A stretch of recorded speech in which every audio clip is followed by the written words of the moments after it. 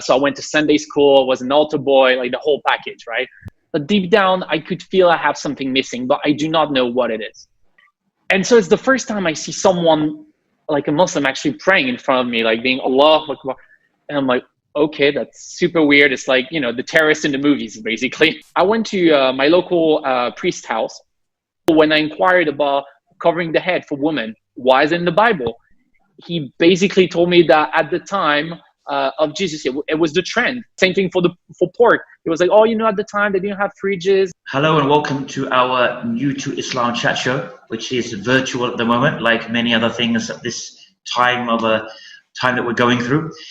So this basically is a show where we introduce you, the viewers, to some what we hope and we feel inspiring stories of those people who have taken the step of becoming Muslim, who previously weren't Muslim, hence the name New to Islam chat show. So today with us we have Brother Mathieu. Assalamu alaikum, Brother Mathieu. Wa alaikum salam wa rahmatullah. And obviously for our non-Muslim viewers who don't know, or often hear the word Assalamu alaikum, don't know what it actually means, it means peace be upon you. And he replied to me with peace and the mercy of Allah be upon you. So Brother Mathieu, you're originally from France. Yes. And maybe before we go into, your journey to Islam and what made you become a Muslim, maybe we can start off just giving us a bit of background about who is Mathieu. Who is Mathieu? So I'm 29. I'm originally from France. Grew up in Toulouse. It's in the southwest part of France. And then I moved quite a lot around the world. Yeah. Lived in, moved to Paris, Marseille, then the US, Egypt. And I've been in the UAE now for, about 5 years. Okay, great. So obviously, as we mentioned, you became a Muslim. So I guess the next question would be, what made you start looking into Islam? Because there are many people out there, they don't think about religion, or they don't. So what made you start to look into Islam, and how did you start to look into Islam? Wow, that's a very long story. I don't think initially, like most converts, you don't really start by looking for Islam. It's just like, it comes along the way. And in my case, I've been brought up as a Christian. My mom's a Christian, my dad's an atheist, but it's kind of like a cool atheist, if I may say, very tolerant. And I have a Christian background. So I went to Sunday school, was an altar boy, like the whole package, right? But it was more of like a cultural thing, if I may say. My mom, I just followed my mom's footsteps. She took me to church and I was like, okay, that makes her happy. It's kind of fun. I made friends there. So, it works for me. And then teenage years came and I kept on going to church and stuff, but I wasn't as involved as when I was a kid. To the extent of I stopped going to church. I was still a believer. I would pray from time to time, when I needed things, when I wanted to get a good grade or something. But I wasn't really going to church or anything anymore. But I would still call myself a Christian. So the year passed, and as things goes, I'm just leading a very superficial lifestyle, I would say. Like a lot of teenagers, it's all about my friends and parties and clothes and what to wear, who to go out with, and gossip, and like very shallow things. And I could feel I would call myself happy, but deep down I could feel I have something missing, but I do not know what it is. Something's missing in my life. I don't know what that is. So I'm just trying to fill it with even more fancy clothes and friends and girlfriends and, etc., parties and stuff like this. But I still have this hole inside of me. And I'm going to college, my first year. And we have some students, they're from Morocco. They followed the French curriculum back in Morocco. So they've been admitted to French college. And I've become friends with one of them. His name is Murad. And I assumed he was a Muslim because I had Muslim friends, like aka Arab friends. They were doing Ramadan, but that was about it. So that was my perception. Arabs are Muslim and they do vaguely some kind of Ramadan, and that's about it. So I became friends with this guy, and he was just different from the other one. He was very honest. I remember He wouldn't really mingle, going to clubs and stuff like this. It would like, you know, oh, I was just like maybe shy or something. Anyway, one day he invited me over and we were just playing video games, and suddenly he said, man, I'm sorry, I have to pray. Can we take a break? It's like, you have to pray. Oh, okay, go for it. And so it's the first time I see someone like a Muslim actually praying in front of me, like being Allah Akbar. And I'm like, okay, that's super weird. It's like, you know, the terrorists in the movies, basically. That was my perception of it. And I just found it so odd that we're in the middle of, you know, having fun and doing whatever teens do. And he has to pray. It takes time to pray. So at the end of his prayers, he asked me, by the way, we never talked about religion. What are you? So I tell him I'm a Christian. I said, oh, that's very interesting. In Morocco, we don't really have many Christians. I've never had a Christian friend. I don't know much about this religion. Tell me about it. And I tell him the same, you know, I never really had like a real Muslim friend, like someone who actually prays and do the whole thing. So tell me about it. So we start asking each other questions, and quickly I can see that he knows a lot. He read the Quran. He knows many ahadith. He knows the story, the story of the Prophet, peace be upon him. He knows a lot of things. And when he asked me, what's in the Bible? I'm like, well, you know, Jesus nice. He died on the cross for my sins, and you know, it's about it. He was like, oh, you never read the Bible? No. Okay. You just, you know, it was kind of like shocked a little bit that I would consider it being my religion, but I wasn't really able to talk about it. And I felt really embarrassed, to be honest, because when you go to church, it's kind of like seasonal. You have the same stories coming, the death of Jesus and, you know, Jesus coming back. But I didn't really know what was in the Bible. I didn't really know in depth. I just knew the major, the milestone of the life of Jesus, and that was about it. And I was just happy with it. But deep down, I realized that I was ignorant about Christianity. So I was like, I need to know. So I went back to my house and I thought to myself, if you call yourself a Christian, you need to actually know what is this religion, and not just take your priest word for it or whatever your mom taught you. You need to study it. You need to research it, because even Sunday school, it wasn't really in depth. It was, you learn a few prayers and you learn very basic things, but we would really never push to read the Bible. So I started reading the Bible, and I started learning a lot of things, actually, the major difference between the Old Testament and the New Testament, and a lot of things that I found in the Bible that were never told to me. For example, in the Bible, it says that eating pork is not permissible. It says that women needs to cover their hair when they pray, otherwise it's better for them to shave their head. Things like that. And it's kind of funny because in the time of my grandma, when they would go to church, they would wear a hat or some kind of like, not really a hijab, but some kind of like small veil, you know, on their head. But nowadays, it's anything goes. Like you can go to church literally with a short skirt and no one, or like a tank top, and no one would really blink an eye. At least in France, I don't know in other countries. So I was kind of shocked to find all of this. So I started taking a piece of paper and I wrote every single time I would find something. I would write, this page says that, we're not doing it, why? Or, you know, any question that I had, I started writing it down. After,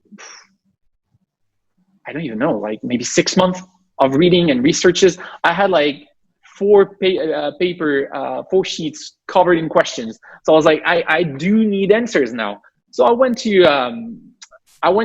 my local priest house, knocked at his door, and I was like, hi, I need to talk to you. He's like, okay, sure.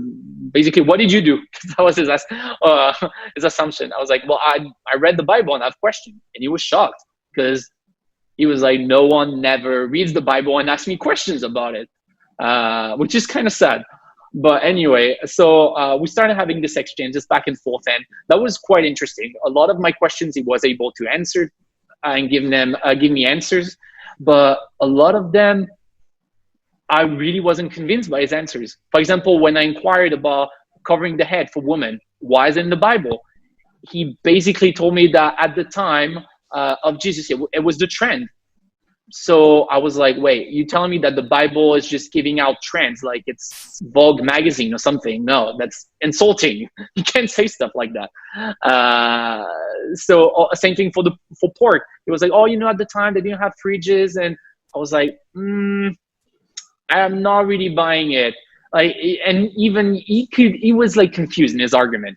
Clearly, he was trying to make sense of some stuff, but I wasn't convinced, and he wasn't convincing. So I went back home after talking a while with him, and I realized I was like, okay, I have no problem with Jesus. I believe in him. I have no problem in God, but I do have a problem with. I don't even have a problem really with the Bible, but well, except I did find some contradiction, but that's debatable. But anyway, I had a problem majorly with what the church did with it. For example, if I did a sin, why should I go in the I don't really know how to say that in English, but like the wooden box, basically, where you confess your sin, the confessional, I guess it's called. Yes. Why should I go in a confessional and tell my sin to someone else? And I was explaining that basically he was above me, but below God. I was like, wow, so you're better than me, kind of thing, So I was kind of like, I felt with that. I was like, I'm looking for a closer relationship with God where I can talk to him directly and I don't need anyone to intercede. So then I started researching. I was like, okay, so Jesus initially was Jewish, so let's study Judaism. So I started studying Judaism, and it was really interesting because it's the basic of everything. But I found that the Jews, they don't believe in Jesus, actually. When Jesus came and said, I'm the prophet, I'm the Messiah, the prophet you've been waiting for, they said, no, you're not. And now up to now, they're still waiting for the Messiah, which was Jesus. So I was like, okay, that's very interesting, because all the basic of Abraham and Noah, but I was like, I believe in Jesus, so that's not for me. Then I was hearing a lot about Buddhism. It looks like it's exotic, it's kind of cool, it's cool vibe. So I was like, let's look into that. But I didn't find this vertical relationship with God that I was looking for. It was more like a philosophy, if I may say. So at that point, I was kind of confused. And I remembered Islam. That was a month after, maybe even a year after my first encounter with my friend who was praying for Morocco. So I remembered about Islam, and I was like, maybe I should read the Quran. I mean, that's a very odd religion, because women have no rights, and there's terrorism, and I was like, it's a very odd religion. But my friend did give me a good feeling about Islam. So let's look into it. So I went to a bookshop, and I just bought a copy of the Quran, a translation of the Quran in French. I started reading it. And the more I was reading it, the more I was like, okay, this makes sense. This makes sense. This makes sense. Pretty much everything made sense. And reading the Quran to me was like making a puzzle. The more you put pieces together, the more you can start seeing like a clear picture of what it is. And of course, I had some questions, because I wasn't, and I'm not fully knowledgeable. So I had questions. So I did the same thing as when I was reading the Bible. I started writing all the questions that I had. And eventually I was like, I need to talk to a specialist, but who? My friend went back to his country. I don't know any Muslims around me. Who can I talk to? So I went on Google, and I just Googled, where can I find a mosque in my city? And the funny / sad thing in France is that most of the mosques are located in the hood, in ghetto areas, kind of scary areas for upper middle class white boy like me. I went to private school, I'm kind of like, I'm more of a Lacoste and iPhone kind of guy. So I was like, okay, I'm definitely going to get robbed, but I need to get answers. So let's go there. I was totally prejudiced, because they did not happen. But anyway, so I don't even know how many subways. I took the bus to go to the ghetto. I ended up there, and I found the mosque. It was something very modest. It was a kind of like a porta cabin, because they were trying to collect money to build an actual mosque. So it was a porta cabin on a parking lot. I was surrounded by those typical French ghetto tall buildings, kind kind of scary vibe. A lot of guys hanging out in the street, you know, smoking bad things, you know, stuff like this. I was like, oh my God, where am I? But anyway, so I started like, you know, turning around the mosque for a while. I was like, how does that work? The door was closed. I was really unsure. At some point I saw two old men and they were like washing their feet outside. So I went to talk to them. I was like, hi, excuse me. And they replied in Arabic. They didn't speak any French. So I was like, okay, Matthew, that's it. You're not in that's not your area. That's not where you belong.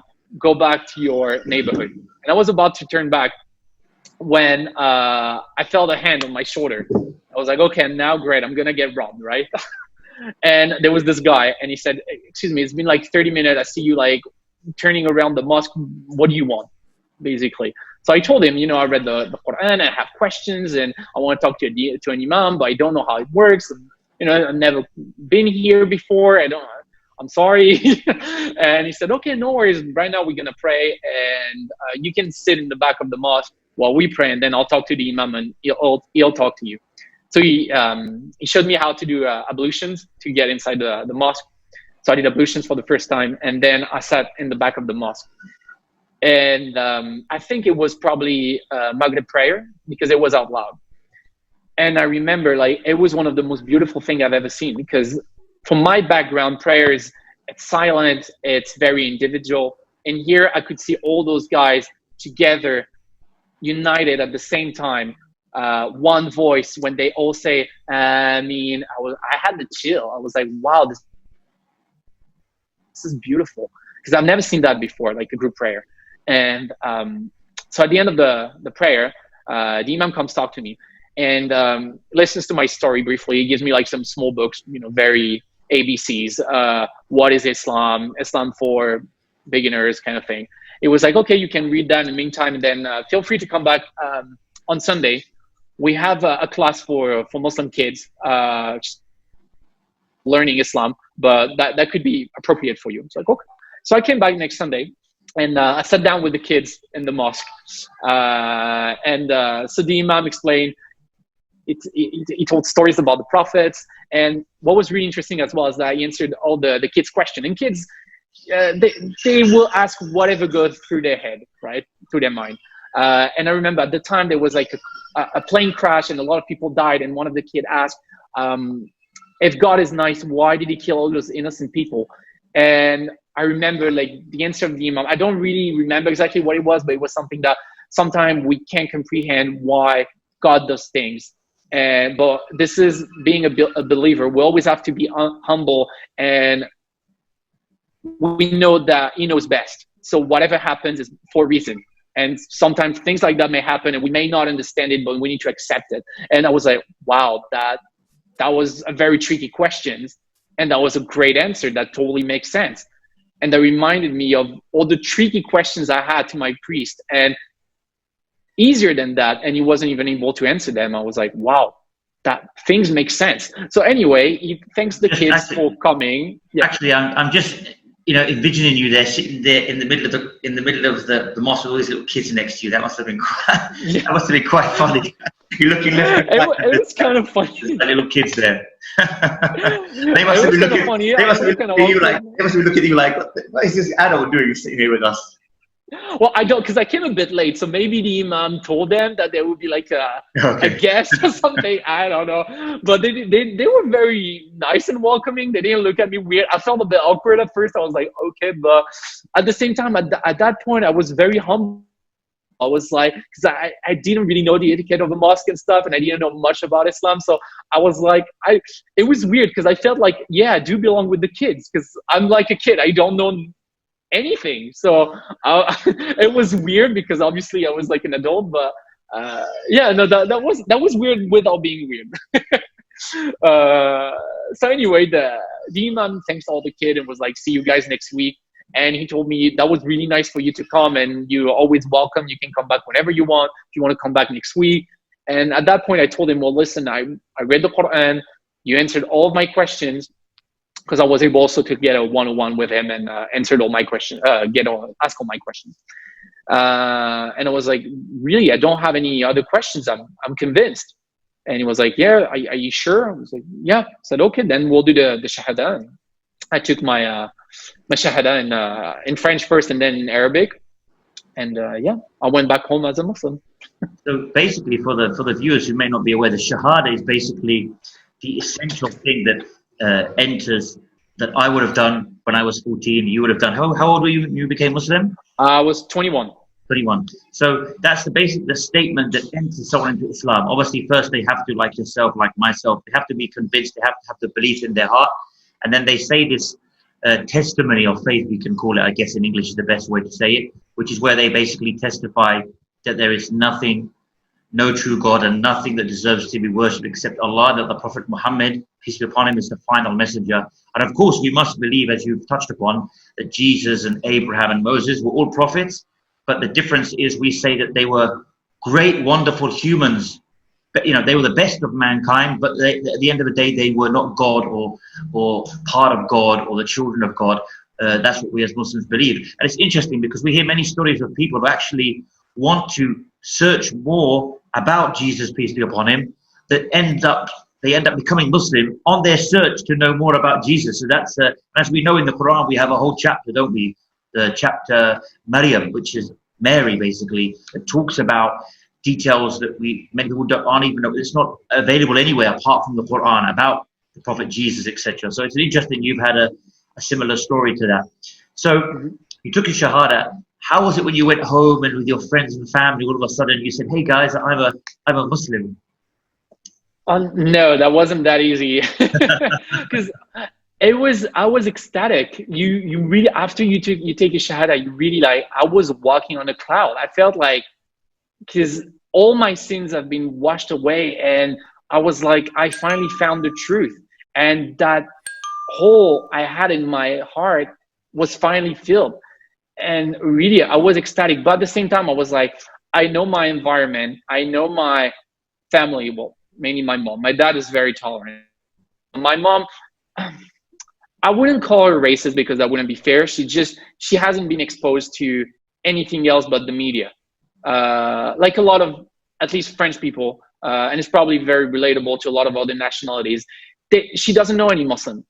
She may know one or two people who have Muslim origins, but apart from an Arabic name, that's basically all they have from Islam. So that's her reference. But they basically live like Christians or non-Muslims. So she was really prejudiced. To be honest, I was before even reading the Quran. And even to start buying the Quran and reading the Quran, I kind of like had this internal battle because I was like, this religion is, yeah, low-key evil because of what I knew from the media. I mean, I thought I knew from the media. And even sadly, a lot of the Muslims that I've encountered in my life and that I've seen around me did not have good behaviors, sadly. I really had a bad image of Islam because of the media and because of the Muslims people that I would perceive as Muslim around me. But then I was like, this is not fair because a religion, it's a prophet or several prophets. It's a book. It's a history. It's more than just people. Of course, Muslims should embody the values of Islam. But if I want to be really fair with Islam, I should just judge it on the Quran, on a hadith, the life of Muhammad. You know, I can't judge it on, because at the end of the day, we're just human. We're not perfect. So anyway, that's why when I came back home, I kept it a secret for a while. My mom, she knew I was reading the Quran because it was in my room, which was funny because she was kind of ashamed of that. I would say she was ashamed of that. Like we had a maid coming to clean our house, and she would hide my Quran every time the maid would come. Like I would find it in the oddest place, like under a pile of clothes, under my mattress, because she didn't want the maid to know that, ooh, my son is reading the Quran, like maybe he's a Muslim or something. It's kind of a shame. So I knew it would be tricky with my mom. So I just came back home and I lived my life normally. But quickly they could see it because as I evolved in my religion, one of the first things, I stopped eating pork and drinking alcohol. And that's something that, intrigued people because they knew me The week before, I was eating pork and drinking alcohol. So why this sudden change? At first, they asked me, because at the time I was doing a lot of workout, and when I would do the bulking phase and the cutting phase, when I would do the cutting phase, which is like losing a lot of weight while keeping the muscle, I would barely drink any alcohol and cut pork. Alcohol is loaded with sugar, and pork is loaded with saturated fat. So that's really not something good for your body. So I would not consume that during those phases. So at first they were like, okay, maybe he's doing a cutting phase. And then as the month went, they were like, okay, now it's lasting way too long compared to usual. And even during the cutting phase, I would eat still some pork or some alcohol, but just very reduced amount. So eventually one day my mom just asked me, she was like, did you convert to Islam? And I told her yes. And after that, it was quite difficult, to be honest, because she was afraid. And yeah, that was quite difficult for a while. She was afraid, and she thought that she failed as a mother. So there was a major work from my end to reassure her and show her that I was still the same. It's really something that's kind of, and on top of that, I did not have any other convert friends. So I really wish at the time there would be an organization or somewhere someplace that I could turn up to and ask questions. How do I handle this situation? Because I really felt alone in this. Even at the mosque, they were very nice and stuff, but no one could really understand the reality that I was facing, because most of them, they were born Muslim with Muslim families, so they didn't have this interfaith misunderstanding things going on. So it was quite difficult, but eventually now it's amazing. We have an amazing relationship. She understands, we respect each other, and it was great. But it wasn't easy at first.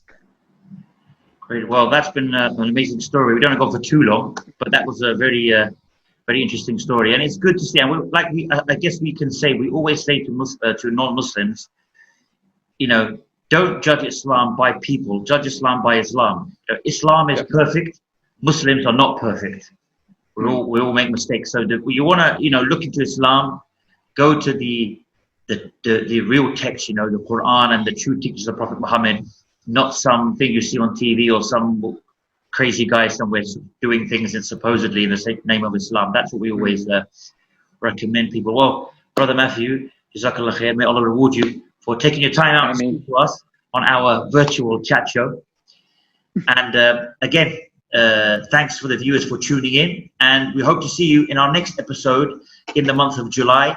And until then, I say to Brother Mathieu and to all of yourselves, the greetings of Islam, the greetings of peace. Wassalamu alaikum.